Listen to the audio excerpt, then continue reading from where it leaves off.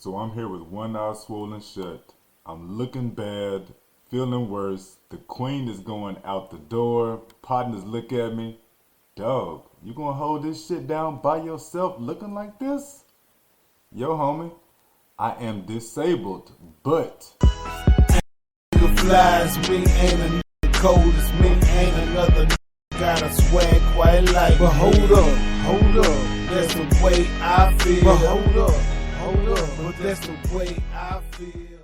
yo, welcome back, swanging and banging on the ones and twos. Allow me to reintroduce myself to all of yous.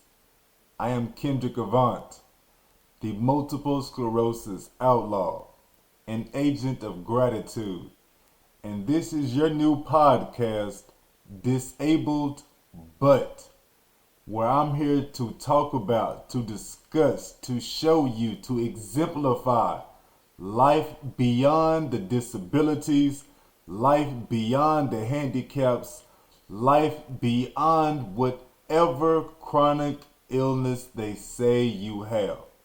Disabled but, what are you doing after the illness? And today, I'm bringing to you all 8 hot topics. I'm getting better with this. I'm learning how to listen to what my listeners are actually enjoying. So we're going to talk about at the end, from reverse to beginning. 8, we got our gratitude awards. I can't tell you who won that yet.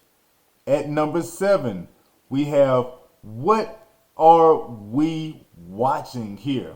You know about the agency of gratitude, all things one love. You know my family is all about it as well. What are we watching? That's coming up 7. At number 6, my favorite cannabis this week. Yes, so many of you are asking questions about the cannabis. You want to know how it's working, how is it helping with the illness. I got one for you this week. Coming up at number 5 will be the Clubhouse room I am loving the most. Yeah, man, I spend so much time in Clubhouse. I talk about Clubhouse so much. I've got to start incorporating that into what I do. Number 4, we will be talking about the wellness tip of the week. Can't wait to tell y'all what I got.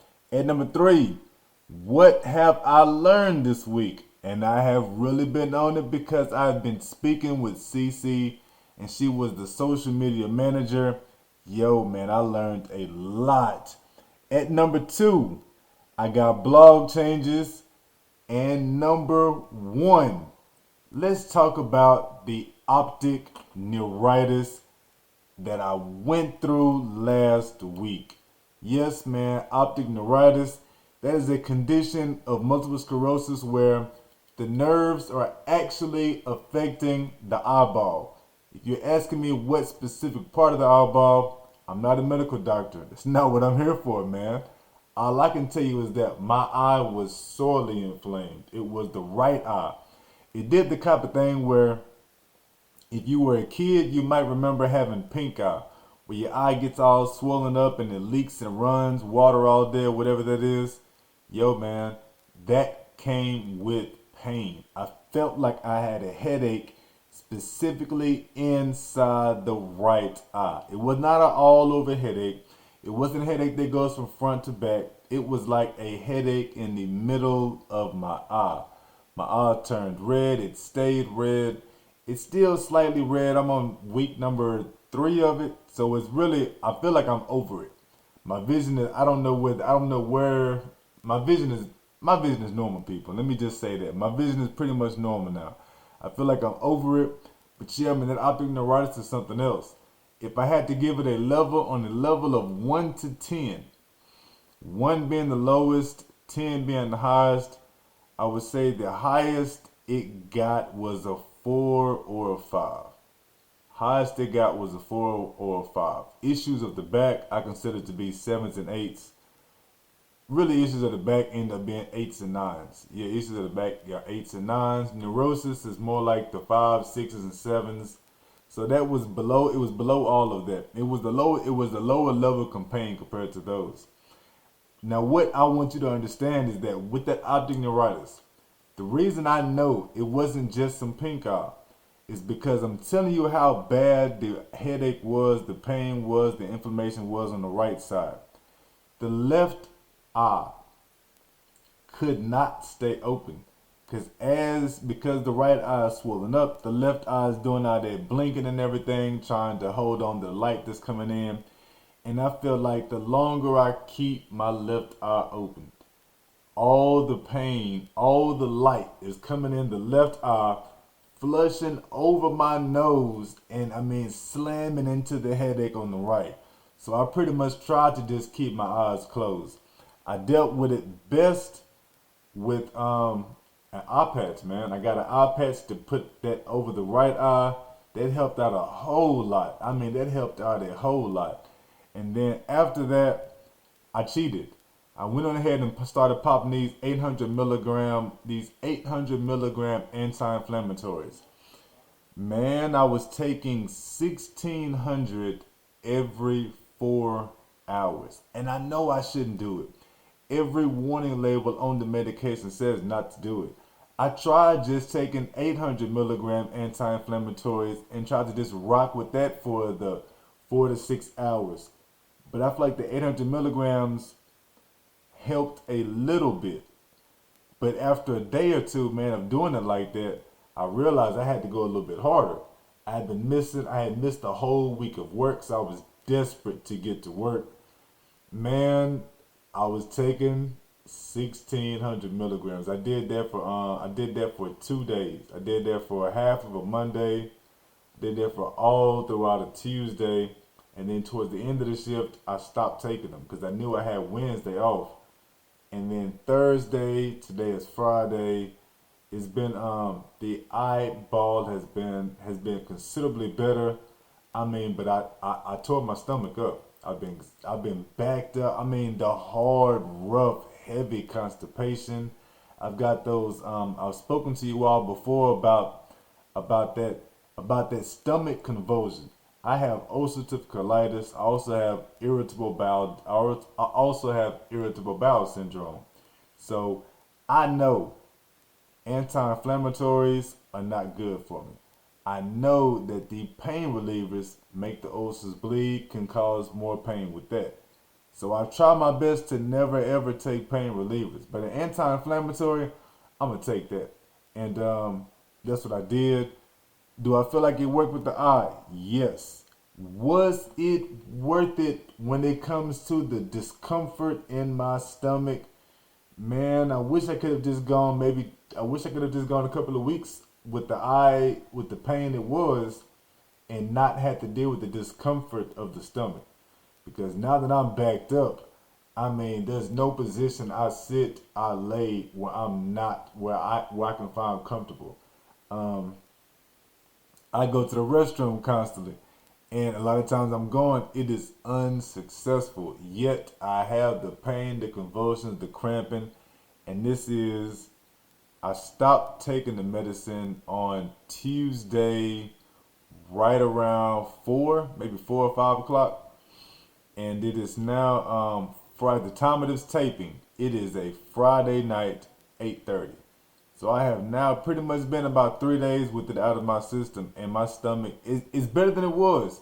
But yeah, that's how I dealt with it. I dealt with it with the eye patch, patience, and I started taking anti-inflammatories. I did that because I learned that, of course, it was a multiple sclerosis symptom that ends up being related to inflammation, which is why I went with the anti-inflammatories. So that's the end of that. You got it. All Things One Love is going through a complete remodeling, a complete retooling. I'm being rebranded. I'm working with the professionals. I've got Cece on me. She tells me when to do things, how to do things, if I should do things.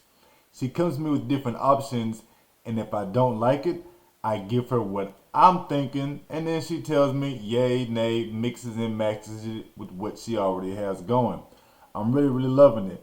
One of the big changes that I've got already done is that my menu at All Things One Love is now down to 7 easy components.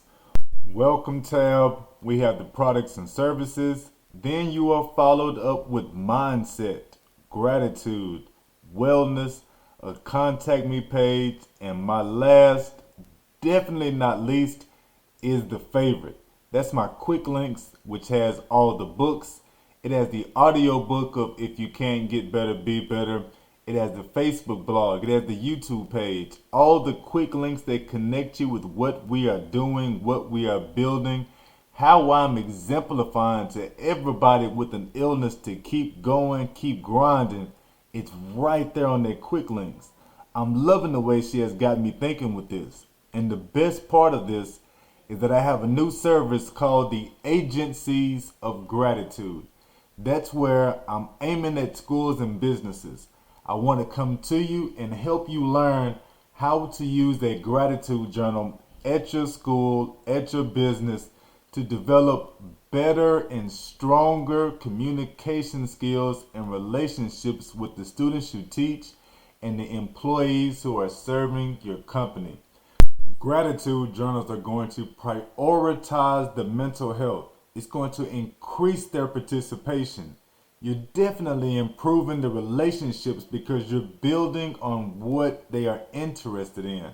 The gratitude journal gives you the opportunity to discover what they are interested in. Employees, students, managers, supervisors, principals, all of that becomes a closer knit group. In order to get that agency of gratitude with me, I offer you unique 90-day gratitude journals that are specified and customized to your business or to your school district.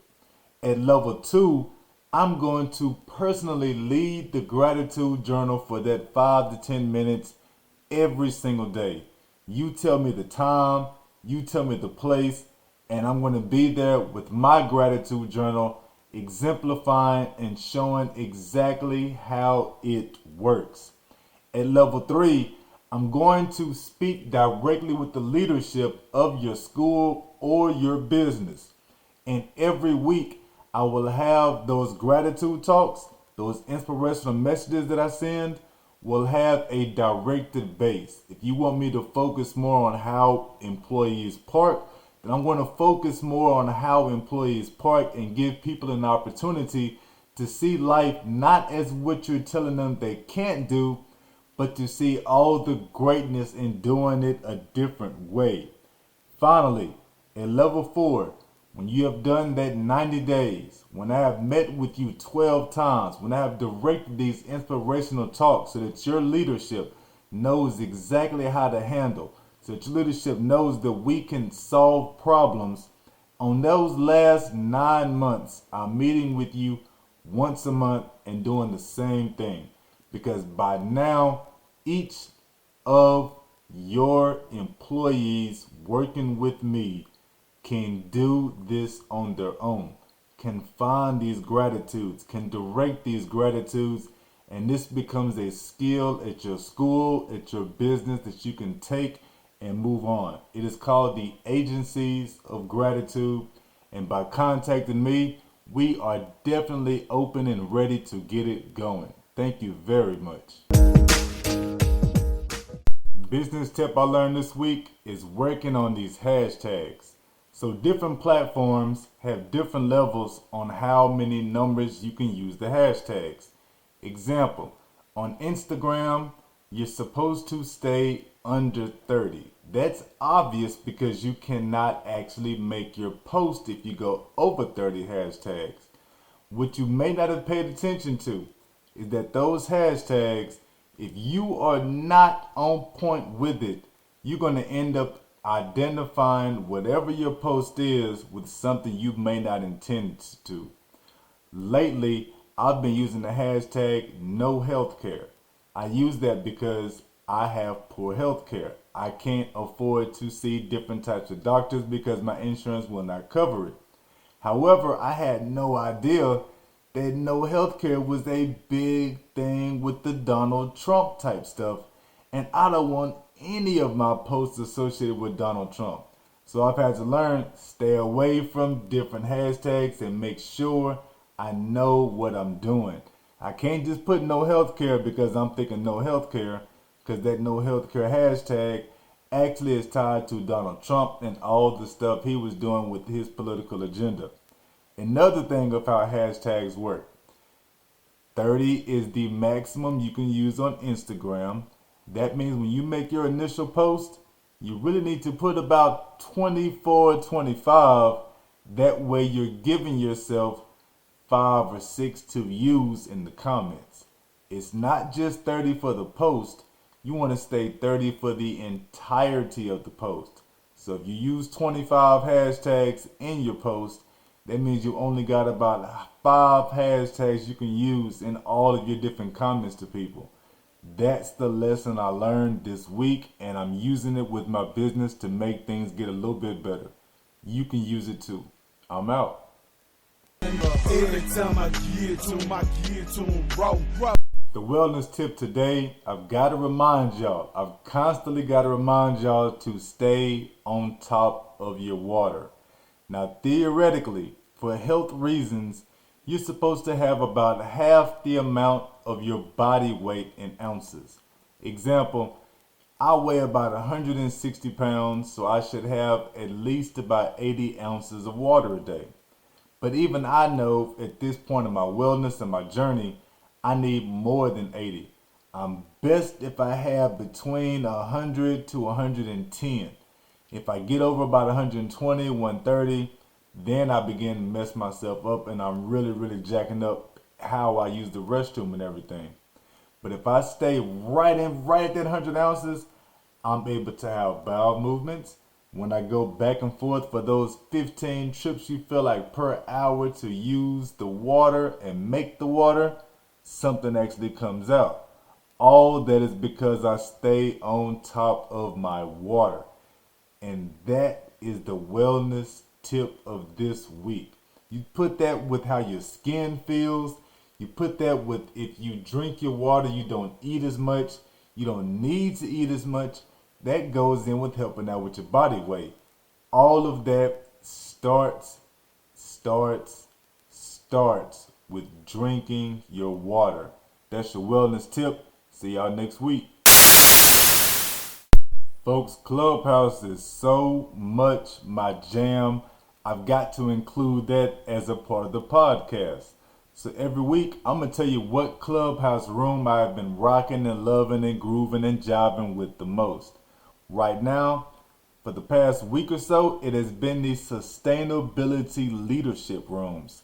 Man, these rooms are what you call the definition of what you want in a grown folks club room. I'm in there and I meet people from all over the world. And I don't just mean I connect with them on Clubhouse. I'm actually getting messages over on the Instagram. I'm actually having WhatsApp conversations with people I meet in these rooms. And this has happened multiple times. I'm going on podcasts now with people in the UK. I'm actually having a meeting with somebody down in Nigeria earlier next week. Today is Friday. I'm going to meet with them early next week. All this is because of the contacts I'm meeting in the sustainability leadership room. And if you're new to Clubhouse, the way it works is that you come into that room, you're going to sit at the low, sit at the bottom, you'll be in there with the crowd. When you raise your hand, you get to come to the floor. You get to go to the stage. You go to the stage, you're trying to keep everything muted, and you get 30 seconds to give a pitch on your business, on your company, on your service, whatever it is. I've sold my gratitude journals in there.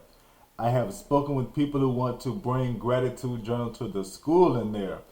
I've met with people who are now following my blog, and I am following their blogs in there. And it's all because that sustainability leadership room is just the bomb. People are not in there dropping a bunch of music. People are not in there rather name calling. And everybody pretty much acts like grown-ups. They got strict rules where you've got to have your bio filled out. You're supposed to have a bio with your actual information. They want to have it linked up to your Instagram or linked up to your Twitter. And that's one of the ways that they avoid trolls, they avoid bots, they avoid all the problems and issues you may run into your other standard social audio apps. But that sustainability leadership room, I hardly ever hear the bots, I hardly ever hear the trash, I hardly ever hear the garbage because they do such a good job of making sure that everyone that comes to the stage is legit. You're going to hear people from Iran. You're going to hear from countries all over Africa, from Australia, from Indonesia. I mean, it is a lot of pure learning. And some of the mods will even read your bio out to the people who are listening. So I'm in a room, I give a whole talk about my book, If You Can't Get Better, Be Better. Hee promo. I read my book, If You Can't Get Better, Be Better. And after that, one of the mods, if she's impressed, may read the entire bio to the room. That means 100 or so people are hearing my biography. They're hearing about my book. They're hearing about my podcast. They're hearing about my family's journey and trip and vacation to Ecuador. All of that because the moderators in the Sustainability Leadership Room go the extra mile and try to develop a bond, a real relationship with you. So that's my tip. I love that Sustainability Leadership Room. It's on Clubhouse. And no, I am not a moderator and I still love it. Slap back on the streets. Matter of fact, I pulled out two. Lemon Jeffrey. That is my chosen cannabis of the last week. It has been that Lemon Jeffrey. And that's because it is a sativa. Everybody loves a good sativa. Sativas are the uppers. Those are the ones that bounce you around, make you feel good. Those are the real deal mind highs that you hear so much about, that you brag about. When you see videos, they're usually on that sativa. However, not all sativas are the same. And that Lemon Jeffrey is legit. Such as this. If I'm sleepy and I have a little bit of Lemon Jeffrey, I'm actually going to wake up. It's not like I got to be already bouncing to have the effect. If I'm sleepy, Lemon Jeffrey will wake me up. If I'm struggling with something and I know I need a little pick me up, Lemon Jeffrey is picking me up. So that's my tip on the cannabis of the week. Lemon Jeffrey. But hold up, but that's the way I feel. I got a beast mentality, dog, I eat until I'm full. Right now I'm in grind mode, so now pass me a Red Bull. If you haven't watched that High on the Hog Netflix, oh my gosh, Doug, go check that one out. High on the Hog is Netflix's 4-part docuseries on how African American food has changed the course of American history. And I mean, the things that they're doing, that they are showing, you're not ready for. I went in thinking I was going to see the typical cooking show. I would come out with maybe a couple of recipes. I was hoping maybe my wife would see something, get inspired, and decide, hey, let me try to cook that for my husband. I know my king is hungry. That's not what we got, man. Instead, what we got was a real walk through history. That shit had me about to cry.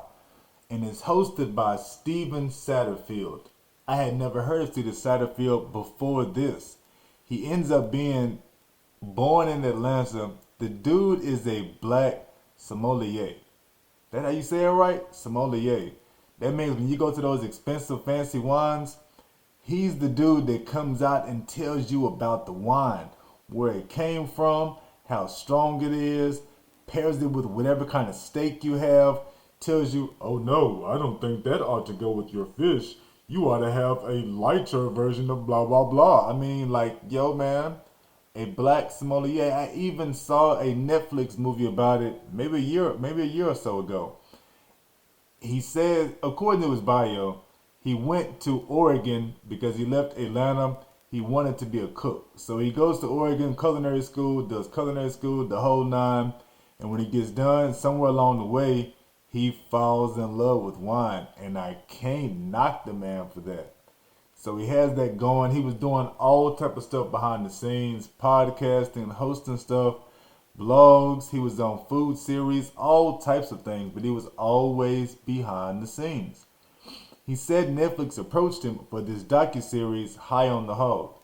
And the only thing that really made him dive into it was that he would get to work with one of his childhood idols, Jessica Harris, who was like a huge food historian. Man, the stuff I learned, dude, that was eye opening. I can't wait to go back and watch it with the kids. Do my kids want to watch it? They haven't asked to watch it, but that first episode is the one that hits home. After that, everything else was like gravy in the bucket, gravy on the biscuit, whatever you want to call it. But High on the Hog, Netflix, you have got to check that out, man. It is so deep because it goes all the way back to slavery. And it's explaining how foods such as okra, foods such as the difference between sweet potatoes and yams. You didn't know how black okra was. You did not know how black gumbo was until you watched High on the Hog, the Netflix docuseries. I gotta give this dude Steven Satterfield, Jessica Harris, all the props, all the credit, because they did an outstanding job with it. Even when they left Africa and came back here to the States, the few places that they went to, that they visited, you're not in these spots to get recipes. You're actually in these spots to hear the stories of the food. And that's not the typical food documentary type series. High on the Hog, y'all have got to check that out. I give it an absolute A. But that's the way I feel. But hold up. But that's the way I feel. What you know about being stuck in one place with no movement? Gratitude awards are going to my next door neighbors. Look, man, I say it all the time. I'm disabled, I'm handicapped, I got these chronic illnesses. So stuff like yard work is not anywhere on my priority list. It's not even on my to-do list at all. I let the kids take care of that. But the next door neighbors, not only do they show us love by mowing the front and backyard, by edging stuff up when they cut, the amount of love that they showed us. I told y'all about how that lightning strike blew stuff out, blew out the AC, blew out the truck batteries. It was a tough couple of weeks for us after that lightning strike. For the first few days, the house would not go above 60 degrees. So I'm freezing my tail off. And then the AC went all the way out. In the last 7 days, we couldn't get the house to go below 82 degrees. You think you are hot during the day? Man, let that low 80, hot 70 night come along and you got the sheets off the bed, the ceiling fan is blowing, the ceiling fan is blowing, and you got a box fan going, and you still hot. You still waking up sweaty and musty. Either way, the neighbors came through. They fixed it. And the first time they fixed it, the AC wouldn't go off again. It was right back frozen. I'm freezing cold. As much as you are trying to be okay with that, because you just had the excess heat, that was too much, man. And they ended up coming back. They asked about it more than once, like, you sure you good? You sure you good? And I finally broke down, yeah, man, look, the AC, I don't think the AC would turn off at all. So they came back through, spent another fresh few hours, brought over light bulbs, all kind of stuff, replaced light bulbs, and they fixed the AC all the way. Now the temperature in the crib is just right. The kids upstairs got their hot nonsense going. Downstairs, Daddy and this queen hold it down with a nice little low 70s type of temperature. Loving it, man. That's the exact reason why we're going to Ecuador, because Ecuador has that 70-degree year-round temperature, 70 to 90. So that too gets the gratitude award. I want to clap it up for them. A loud, slow, dramatic clap. Because, gentlemen, the love you have shown, I can't say enough, man. I love you guys. I love you guys, man. I really, people say love too much. Man, I love y'all. If somebody comes and mess with your property, I'm going to be on your side helping you defend it. AC, cutting the grass, the ribs, the barbecue. Yo, man, y'all are amazing people, and I'm happy to know you. Hey, look at here. Don't let these haters tell you that you can't do it, man. You know what I'm saying? Anything you put your mind to, you can make it happen.